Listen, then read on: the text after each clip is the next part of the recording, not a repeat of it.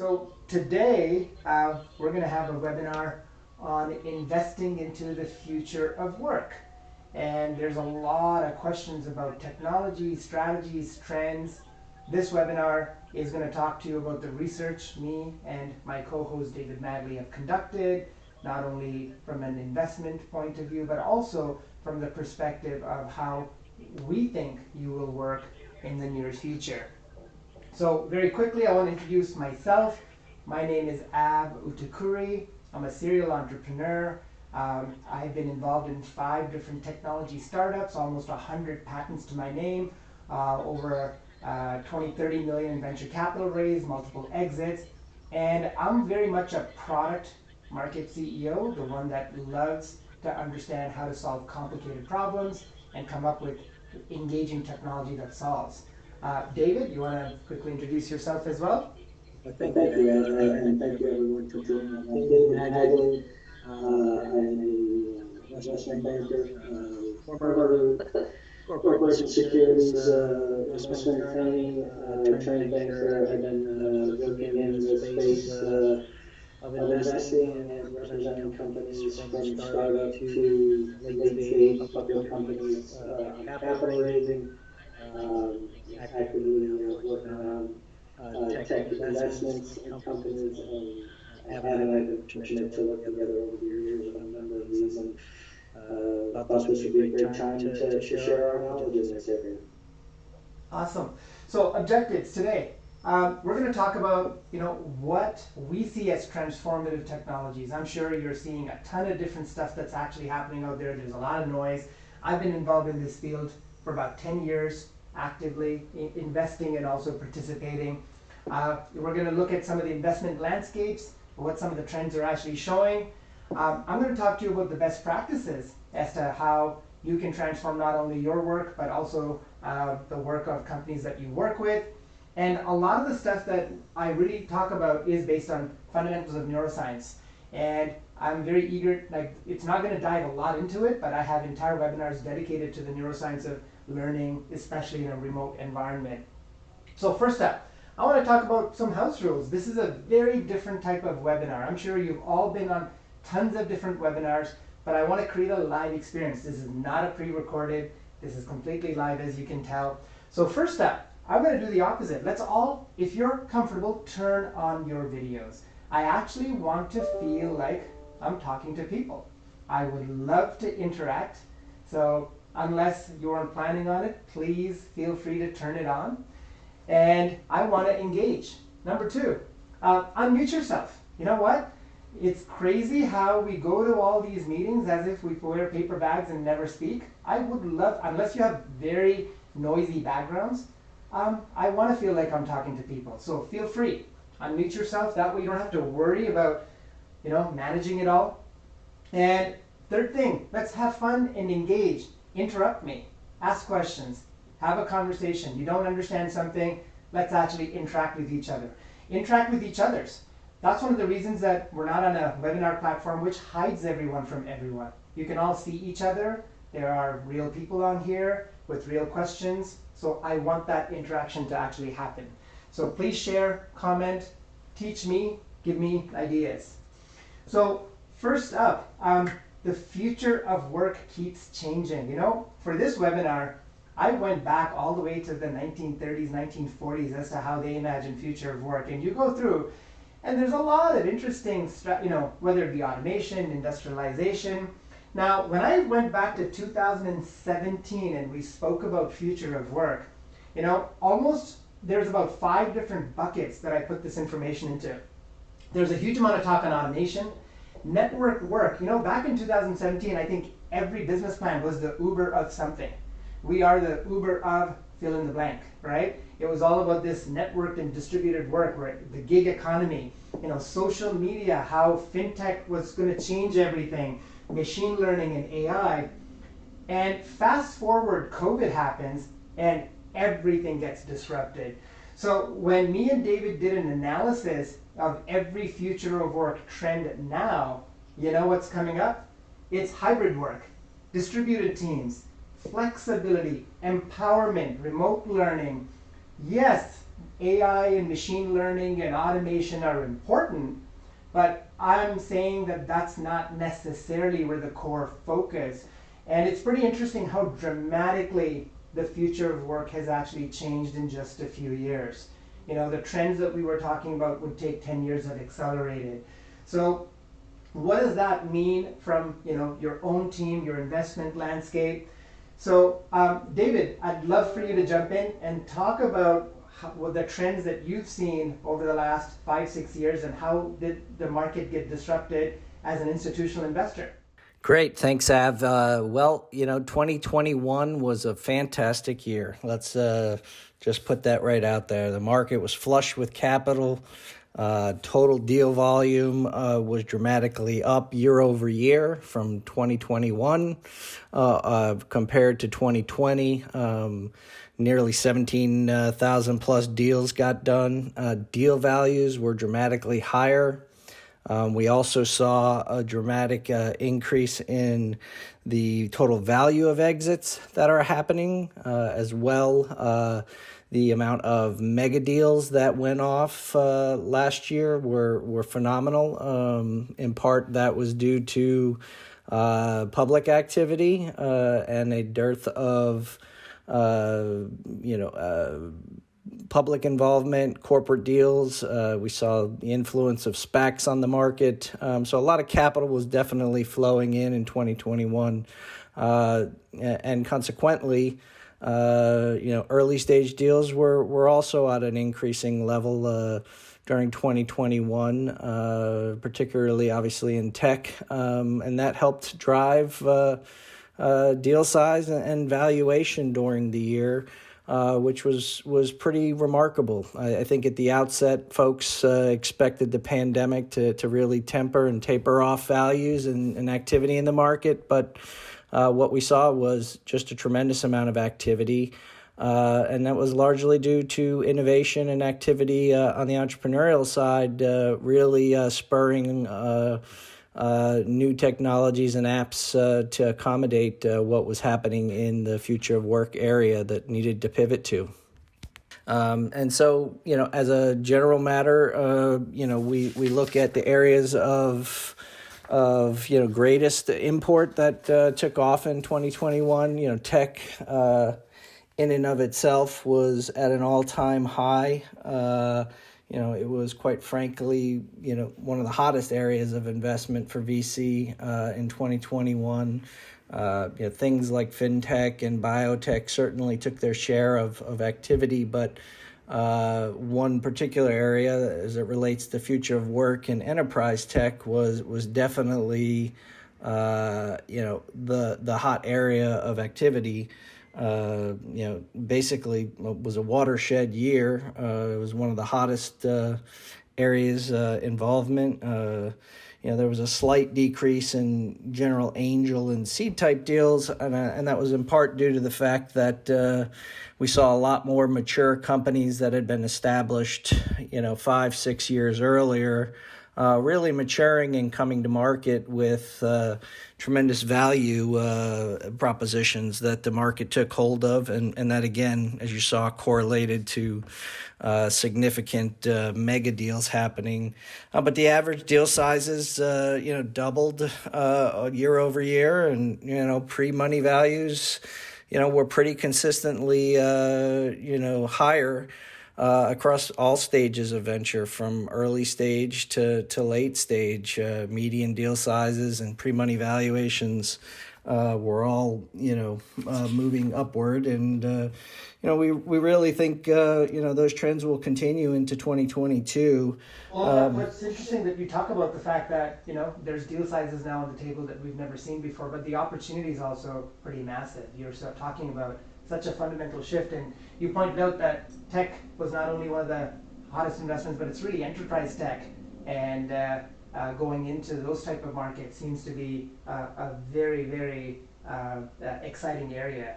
And you're also seeing like a lot of the angel and seed deals, especially for all sorts of ideas, go up too, right? Absolutely. We're going to see in a moment, some of the players in the space and the amount of innovation that's taken place across all sorts of categories. within the future work area, for sure. And then I would note, one of the, as we look at the landscape here, we could see that, and we've got lots of data that Av and I have done here as a background matter, but you could see, record years across all aspects from, just VC early stage and late stage, climbing valuations, a surge of corporate venture capital involvement in the industry this year. And, one of the other areas that I think is worth, noting is that fundraising was equally high. I think that's in part due to the fact that there's been a tremendous amount of high return across venture capital over the last few years, and that's surpassed pretty much every other asset class that's been out there. So we've seen a great influx of capital come into the market as a consequence. But turning to the landscape, as you can see, there's all sorts of pieces of tech and application activity that make up the future of work, whether it's virtual office, video conferencing, project management tools, design. Obviously, this stands on top of, older technologies that have been around for a while, like Zoom, Slack, Skype, and the like that we've, all been accustomed to, but they're sort of become the dinosaur technologies that have, sort of capped out from a development stage. But that's what's given rise, in the COVID environment to the acceleration of, all sorts of new cool technologies that are looking to serve the needs of companies and investors around the world in this market. Pretty, dynamic space, and it's very hot. And we expect that to continue, well into 2022 and and beyond. Yeah, for sure. And part of the problem is the noise. There's so much out there that's hard to understand where to invest into what, and also what types of tools are effective. So that's one of the biggest problems that we see is the noise coming into it. And of course, the investment cycle is very busy. Yeah, no, thanks. This is a great slide. I think while it's not exhaustive and it's names listed here, it does give you a good view of kind of the parties that have been driving the axis of innovation here and capitalization of the market. I think if you look at the cross section here, you have the deep, big venture capital players. There's been an infusion of obviously angel and micro angel and micro funds that have grown up in the last year as well from founders who've exited. But corporate VC has become the sort of hot target area. We've seen a number of big companies, looking to expand their product development and offering, such as Adobe. Well, so on one side, you're seeing all this investment activity, but to me, actually, now I've probably done over 1,000 interviews with companies, small and large, teams, small and large, all around the world over the last year or so. My schedule has been jam-packed, as some of you know. And what I see is it's not all rosy. There's some serious challenges relating to the future of work. And no matter every article that you read out there talks about how it's going to be this amazing thing and everybody's going to save money, but you know what? It's actually not that simple. So when you first think about it, I think you're going to see a lot of remote worker burnout. And I think that, I don't know how many of you struggle with PowerPoint hell and Zoom fatigue nonstop, but obviously in the work from home, there's a significant lack of boundaries. Where are there? Like when you look at the research that's being done from a psychiatry perspective, people are procrastinating. They're trying to go ahead and get them done. There's actually a lot of anxiety. The work-life balance, we know all that. We are generally jumping through hoops to go ahead and make everything work. And Ankit, absolutely, thank you for joining. We will make sure that there's a video that's actually sent out to you for sure. And what's interesting is from the stats point of view, video conferencing, we know the numbers, 250% increase over the last couple of years. I think in 2017, 18, it was all 1-800 dial-in numbers. Remember that, guys? Like we used to call into a 1-800 number and just talk. I hadn't done that in years. So, but here's the real challenges behind all of this is there's now research to show that screens are inherently more distracting. So what that means is if you actually read a book on paper versus you read an ebook, you actually get way more out of reading the book on paper. It's the same thing. Like if you put a screen in front of a baby that shows parents interacting, it's not the same as you have live parents. So I don't know how many of you, by the way, is your audio, is it all okay right now? I think it got better. Yeah, it was probably there for a minute, but I think it's better. Okay, awesome. Yeah. Okay, I got a hardwired connection here, so no Wi-Fi. But okay, so coming back to it, screens are inherently distracting. So how many of you struggle to watch a screen? Like this webinar is a great example versus being face-to-face and in front. You know, like actually it turns out from a psychological DNA point of view, how our brains are wired, how we interact with digital data, our brains actually know that it's not real data. It's not real people in front of you. And they basically automatically go into a passive mode where we're not actively engaged. And that becomes a real challenge. So when you think about the stats, you know, before pandemic, there's only about 4 or 5% of us that were working remotely. But now 37, I think that number is actually now up to 57% depending on the markets that you're in, where people are going full scale. And today, the latest stats that I saw were 54% of workers are going off to, you know, different jobs based on flexibility. And, you know, around 46% really experience loneliness while working from home. So I'm wondering if that is my connection or something else, because yeah, I'm on a hardwired connection here. So these are some of the challenges that you're going to go into. Is it fluid again? It's better? Okay, that's fine. So all of these are really important. So what happens from a mind point of view is we're losing that human interaction that we're so used to when we come into the office, and in the lack or the absence of us finding solutions for it, you do see increases in anxiety, increases in disconnectionness, increases in lack of engagement.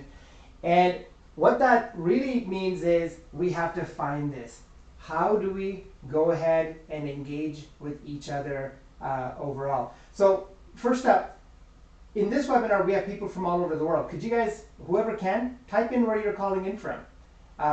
Obviously, I'm calling in from Toronto, Canada today. I'd love to hear, you know, what a distributed webinar today looks like.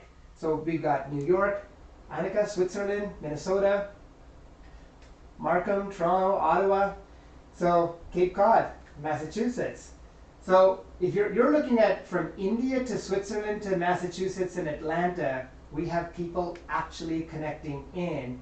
And and obviously hybrid work where we have people in the same office. So the question is, inside this type of a scenario, how do we create this magic word called engagement?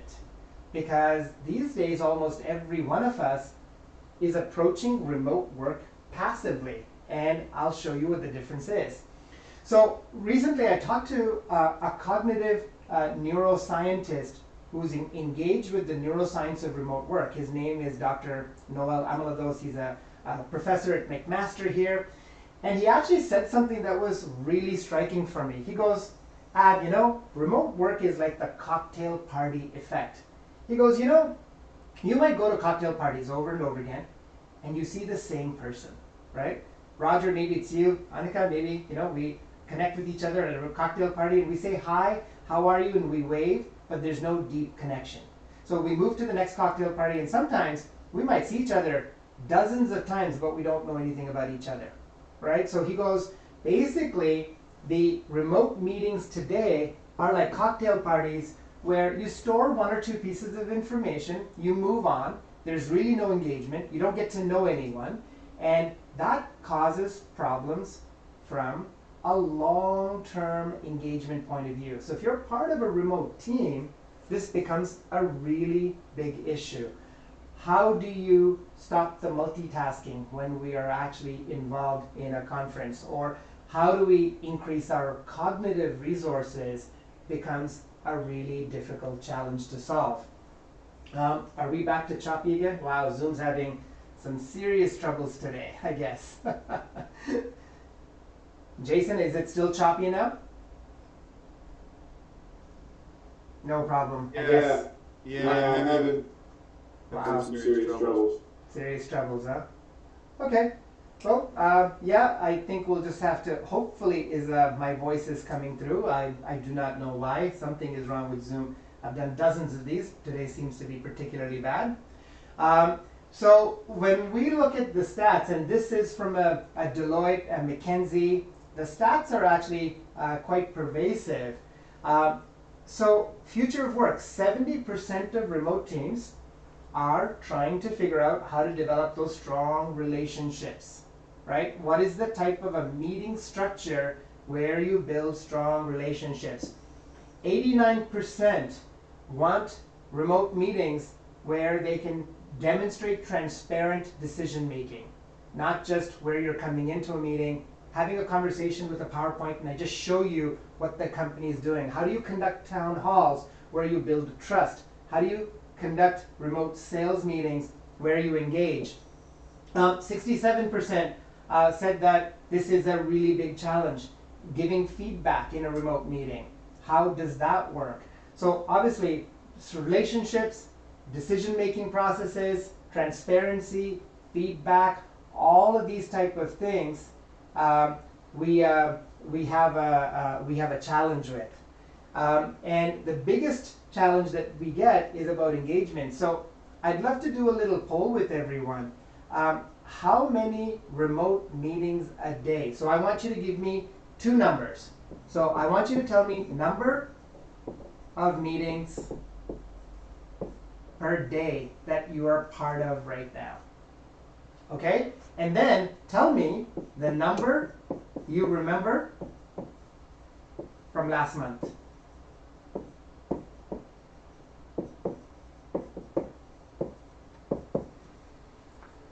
So just give me two numbers. What's your meeting count right now?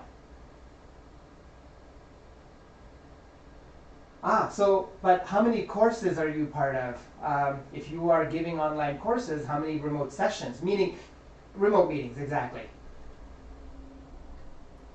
Right? So a lot of people are, so the average, I've done about 1,000 people in a poll so far. So the statistical average is about 6 to 7 meetings a day. So yeah, and so what you're seeing is you're doing anywhere between 20 to 100, maybe 1 to 2, I can only remember a handful. Absolutely, 2 to 3 meetings a day. So if you're doing 3 meetings, Tom, hey Tom, long time, great to see you again. 3 meetings a day, buddy, you're into 60 to 70 meetings and you remember 3 or 4. So what's interesting here is what you're seeing, this is pretty well the norm. So the highest I've actually heard of is people remembering about 7% of the meetings from last month, right? So, and then if you go the month before that, things drop off even faster. So what you see right now is in the hours and hours of meeting time that we go to, our retention is actually very tiny. So I asked that proverbial question, you know what they say, if the tree falls and it didn't make a sound, or you know, if no one was there to hear it, did it make a sound? Similarly, if you attend a meeting and no one remembers it, did it actually happen, right? Like, so I think that's a really important thing that we actually have to look through.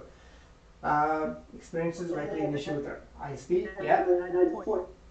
Sorry? Consequence of that of the workforce is substantial. Sales organizations are there to count all the time. First, if you think about person support, education, where you have to deliver this tough properly. If you don't have that kind of you're not standing really on, to achieve this new environment. No, for sure. And David, unfortunately, your audio is also cutting off. I think Zoom's having some serious problems today. That's all we can. The fact that you're cutting off too, that's all we can do. Yeah, connection is unstable, so I don't know what's going on. Apologies for that. Not in my control. But you know what's interesting is I see a lot of people ask me about this. Yeah, if we don't remember, the meeting was not important. Like, actually, you have a very valid point there. Anika, am I pronouncing it correctly? Awesome. But the challenge that happens, Anika, is the information in the meeting might have been important, but there's a subconscious process in our brain that actually makes a counter decision. So you might know that this is, oh my God, this is going to affect my career, but if you don't engage the brain correctly, it doesn't matter how important it is, it moves on. And I'm going to talk about the neuroscience of that in just a second. And that's the biggest part of the problem is you can't force yourself, right? You can put toothpicks in your eyes and force them to be open, but you can't process that information. And the funny thing is these days everyone asks me, oh yeah, Meta is going to be the answer.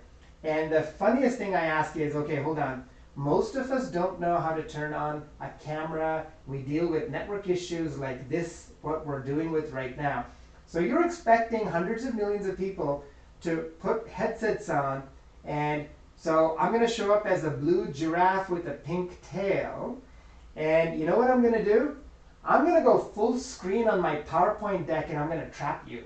So no matter what direction you look, you're inside my boring deck. I cannot imagine us conducting non-stop business meetings inside a headset. What do you all think? Do you think that you're going to connect with digital avatars, or do you think you want to connect with people? Because it's interesting. There's a ton of conversation where people are thinking I'm not denying that there's billions of dollars of opportunity, but I'm looking at this as is this going to be an everyday non-stop thing? And that's where I definitely am struggling with. So where is the opportunity from technologies and tools? And I want to point that out right now as to how I see it. So first up, if you think about all remote work, it works on the cloud stack. We have, but that is actually completely mature. There's almost no consumer perspective on this. For example, you're watching Netflix. Do you care? It's on Azure or AWS or Google Cloud. Do you even know? So most of the time, this is irrelevant to us. This is very mature, and it's the big guys that own this stack. So it basically has been commoditized. I'm not saying that there's no opportunities for some innovation there, but it is not something that affects us or affects your remote team unless there's a massive security flaw. So this is like the road, this is the infrastructure. What do you say, David? This was about 15 years ago this space was hot? Yeah. Right? 15 years ago this space was hot, and there's a lot of attrition and M&A activity already there. So if you build out a layer on top of that, I'm calling connectivity the red ocean. Does anybody here know the difference, the term red ocean versus blue ocean? In case you're wondering, red ocean is an incredibly competitive environment. No problem. Red ocean is an incredibly competitive environment where there is basically people are selling on price. How many different type of meetings do we get into today? Zoom, Teams. Are you on 2 or 3 different platforms a day? So what happens is these type of platforms, again, are, how many years ago would you say the investment opportunity here was? About 10 years ago? 5 to 10 years ago, David? So to me, what happens is if you look at the stock price of something like Zoom, you can see exactly what's going on. It went from hundreds of dollars down dramatically over the last little year. Because again, this is a competitive market where I look at this as long distance. Nobody is going to pay for long distance anymore. In 2 years, paying for video conferencing, it's going to be bundled in somehow, some which way. So next come up is what I call the app layer. So there's a whole bunch of productivity apps, and there's a ton. You might be aware of things like Lucid Charts, Mural, Miro. There's a ton of different application frameworks out there. And now these applications are interesting. Like when you think about products that actually drive a workflow, what they do is they connect you to your data. So the goal really is you getting the right type of information at the right time. And there's 1,000 different workflows here.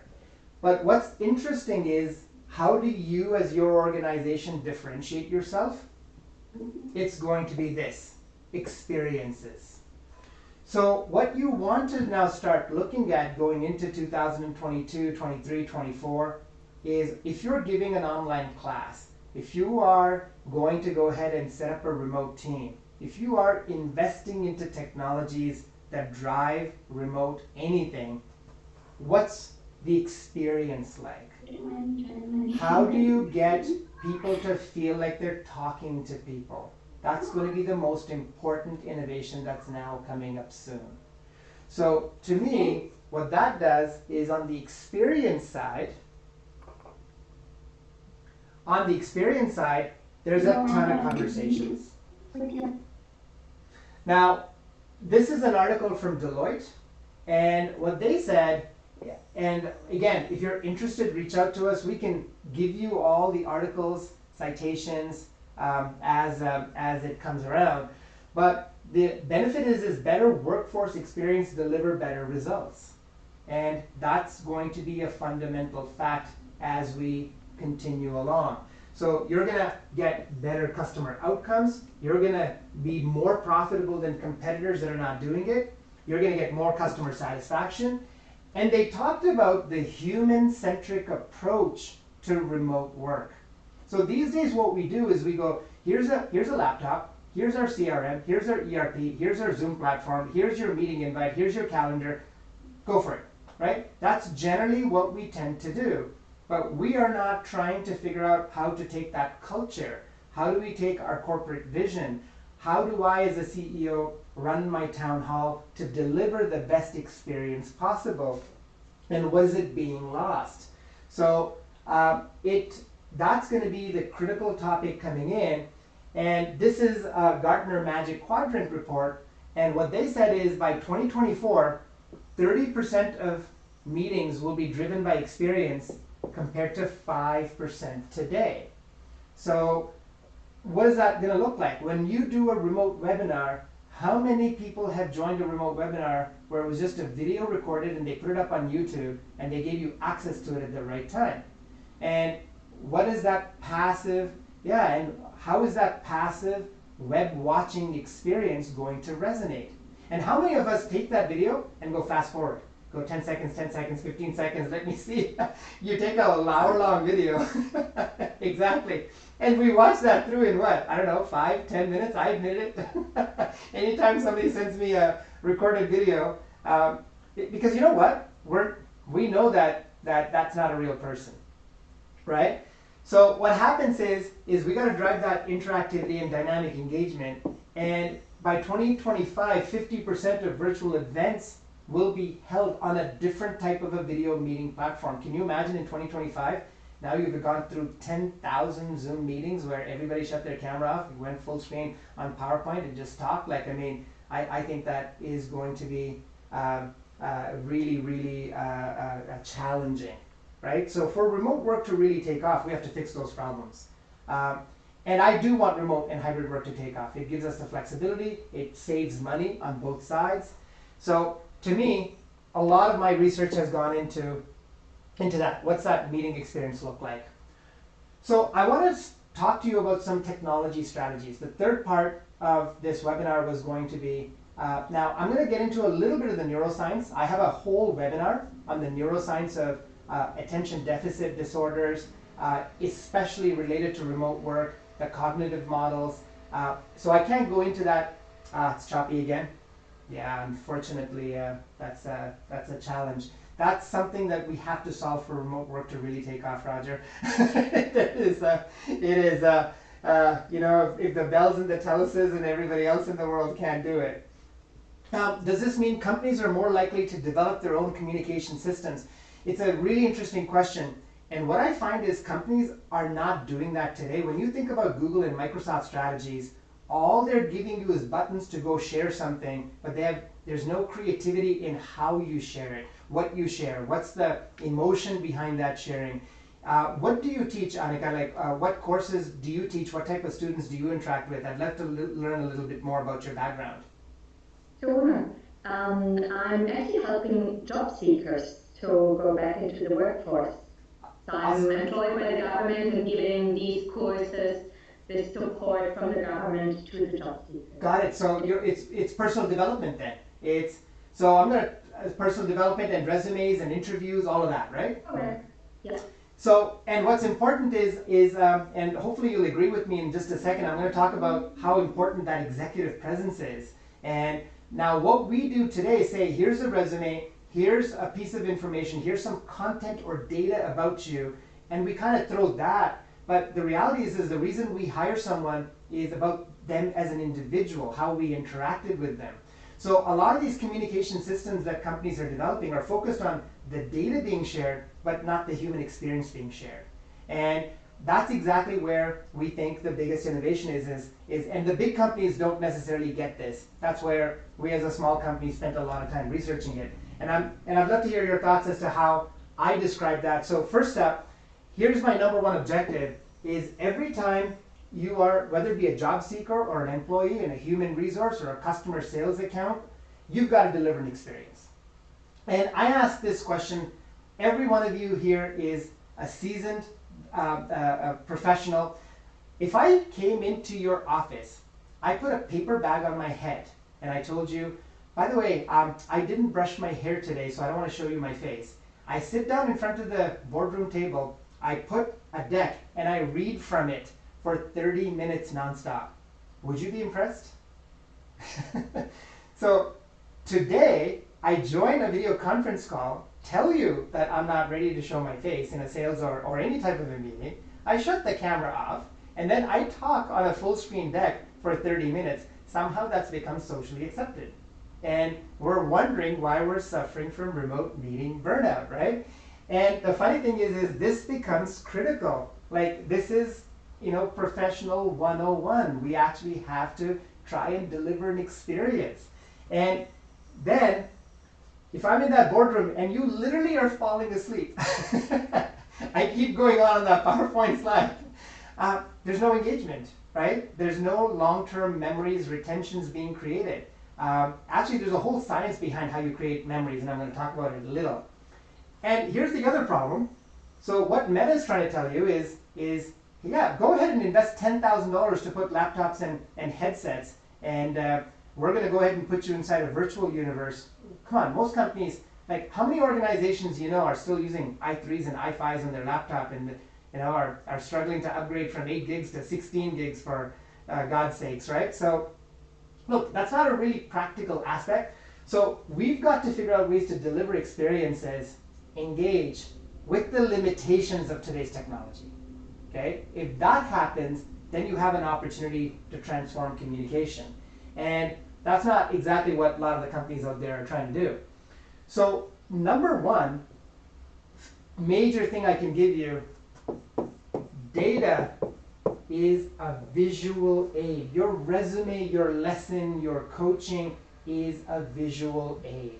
It turns out, according to cognitive neuroscientists, that when they do MRI, brain scans, there's again papers that I'm not going to explain, there's only about 7% of your meeting effectiveness is your content. 7%. So all those marketing departments and all that beautiful, decks that you create are only 7% effective. So 38% is your voice, 55% is you as a personality that's actually able to communicate. You build trust, it's not your deck. Because if your content did all the work, it would be dead easy. I just email people all my information and sales would just come in and job offers would come in and and maybe in the future it will, but right now people still seem to focus about people. Okay, so your data and your information is only 7% of the message. So you have to stand out, and guess what? Sales 101. People want to talk to people, or else all of us would, all of our sales teams, Gerhard, thanks for joining. Hopefully you agree. We'd all lose our jobs if people don't want to talk to people, right, buddy? Now, number 2 thing right here, you know how every meeting, remote meeting that you go to is about a presentation? So why is it that we're no longer having conversations? So a webinar is an opportunity for me to present just a video. My sales meeting is just for me to present my deck. We got to convert that. We actually have to have conversations, and conversations by their very nature are unpredictable. You don't know what someone's going to ask for. You can't predict a conversation. You have to be interactive, and you have to be prepared to engage an audience. And again, that is not what today's remote conferencing tools do. So here's the final, one of the other things that you have to look at. You have to be able to help your audience focus. I'm the pilot. I'm the pilot of this meeting, and you're the passengers. I have to be visual, and guess what? This is called reinforcement learning. Why am I constantly writing on the board?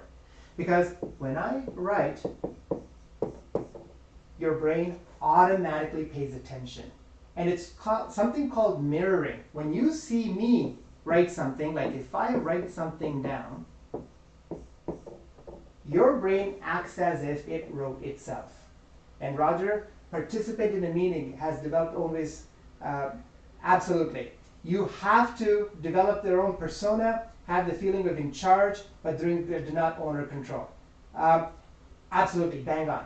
You've got to change the way that you're doing. I think what I'm understanding, Roger, is you've got to develop a technique that engages in this new medium. Is that kind of what you're saying?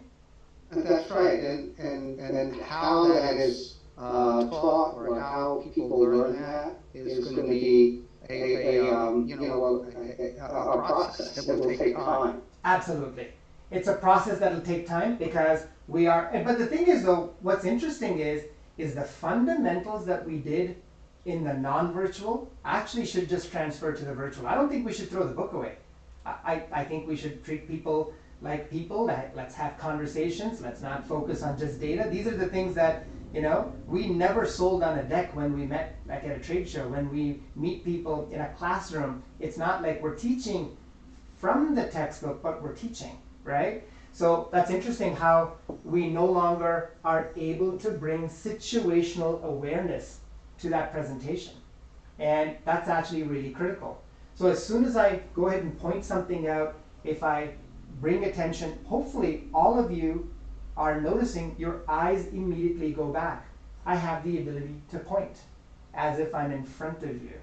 That becomes really, really critical. And this is the one that is absolutely lost in remote meetings today. I don't care if you're a job seeker looking for a new job, or you're a salesperson trying to get a contract sold, or your teacher, executive presence.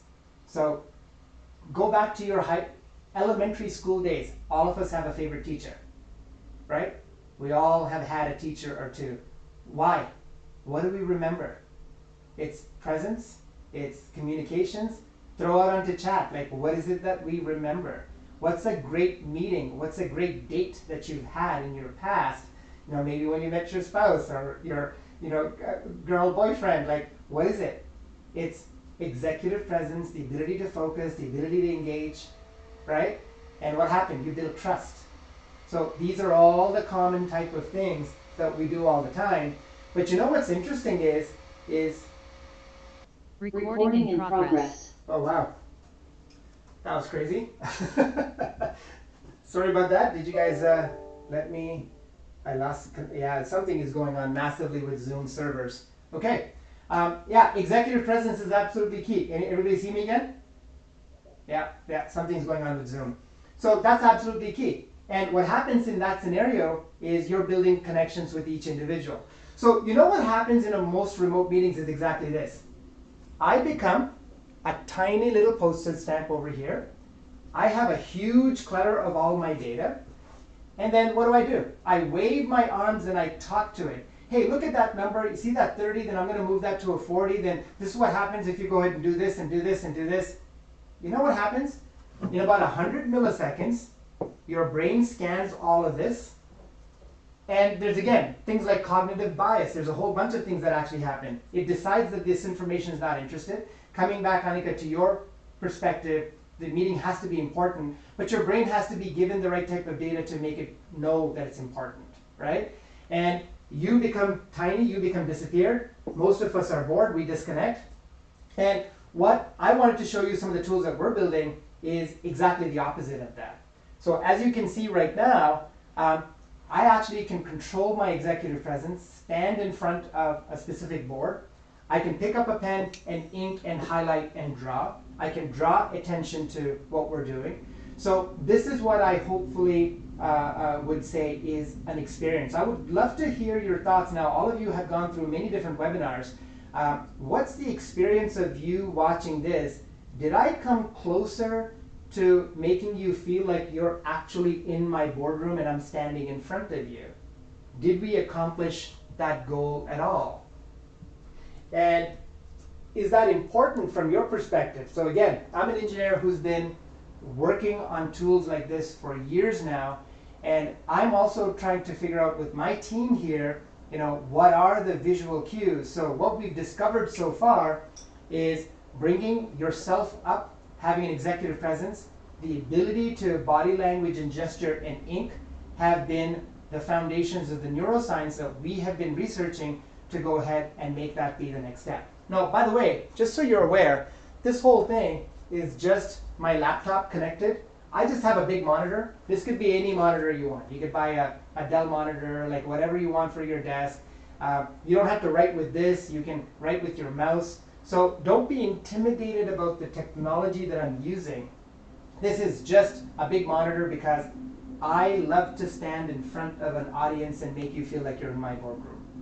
So we want to blur that line without you having to buy any hardware. So what I wanted to end off is really get into some of your questions, comments. We talked about investment landscape. We talked about the trends that are happening related to experiences.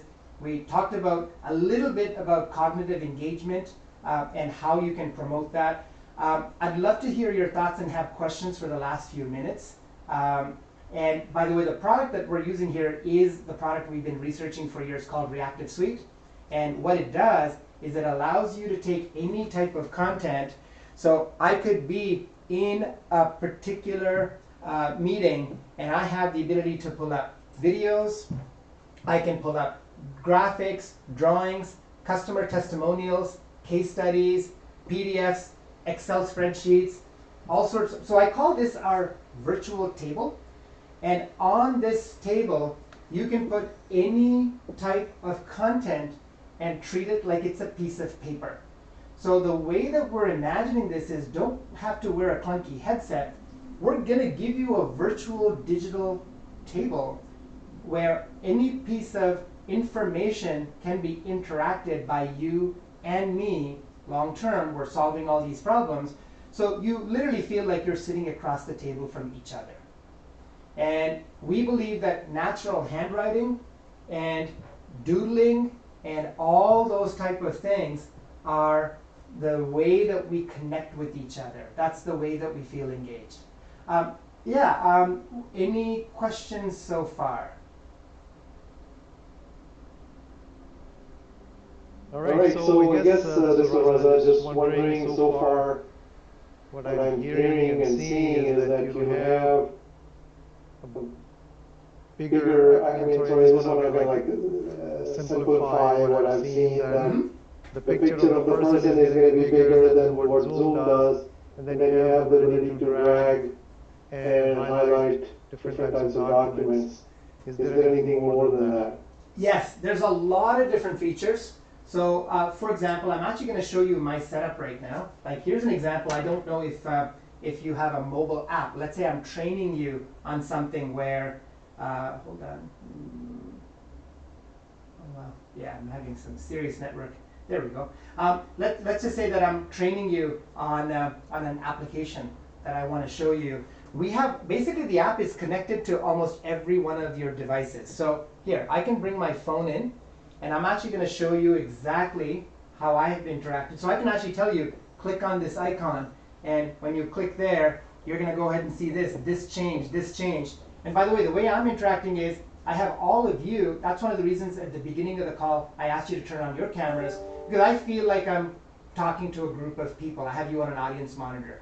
And this is actually a hybrid tool. What we can do is not only can we bring in one camera, I can bring in-room participants. So I could be in my office. I could actually talk to the presenter. I could talk to the remote members. And I can also be the host over here, talking to the in-room. So the idea is blended reality. We want to basically use these tools, and that's what Reactive does. It takes not only your content, but your cameras, your wireless devices, your phones, all the information that you normally use can be put onto this table, as if you're sitting in front of me. And by the way, all the ink, everything that I put here, can also be saved back so that their meeting notes are captured as well. So there's quite a few things that I'm not going into because obviously the forum of this was more of an instructional and a demonstration. I didn't want to go into a technical detail of that, but Raza, we'd love to show you if you're interested. I would maybe just point out, I mean, one of the challenges today among the different technologies is that they require you to essentially replace entire droves of systems and stuff that you're already using. Whereas, for example, Reactive is a layer that kind of sits on top and takes advantage of all your existing tools. Doesn't require any real change other than to download it and go. So as we move forward in the space, I think the ease of implementation with organizations and bringing this into the fold, whatever solutions it be, that's going to be a big hurdle because organizations can't afford to spend the massive amounts of time and money to change over systems. At the earlier Gartner report, 50% of things going forward are going to basically be on top of platforms already kind of in use today. There's a reason for that. Right. So Roger, I would like to go down your question here. How's the interaction experience among members in a typical work group?